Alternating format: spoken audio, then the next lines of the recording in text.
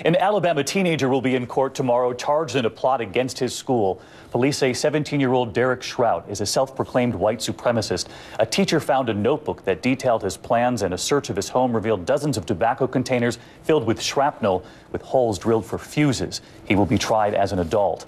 And in Aurora, Colorado tomorrow, the shooter charged with the attack on that movie theater will be in court as well. At least 100 relatives of the victims are expected to attend. Prosecutors will reveal their evidence against James Holmes for the first time. He is charged with killing 12 people and injuring 70 others. This could be the closest any of the families will get to a trial, because Holmes could accept a plea bargain to avoid the death penalty.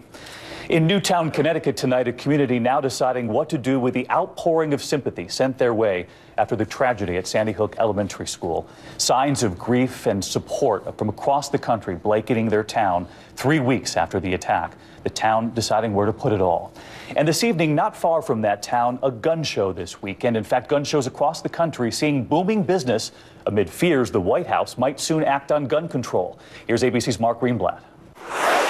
The surging demand for guns drew so many to this gun show near Los Angeles over the weekend. The worry wasn't weapons, but the size of the crowds. This father brought his daughter along to stock up, worried about looming gun reforms. We went through and came down here to get what we wanted before everything's illegal. But closer to Newtown, at least 4 gun shows canceled. The show went on, though, in nearby Stamford, Connecticut, even after the local mayor called the organizers insensitive. What would you say to the mayor?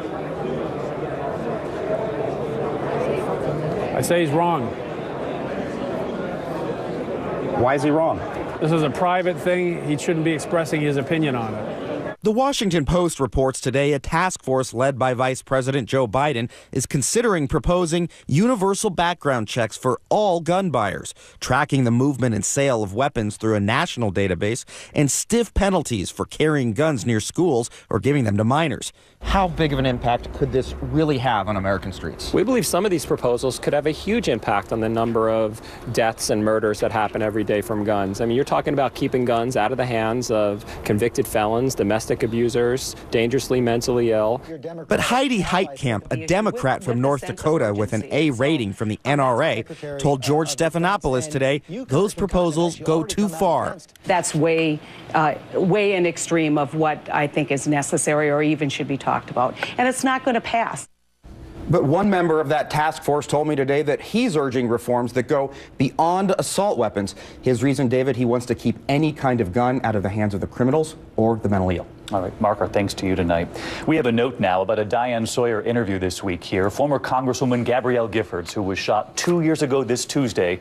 And on that anniversary, Diane sits down for an exclusive interview with Giffords and her husband, Mark Kelly, on Gabby's recovery and their thoughts after visiting Newtown.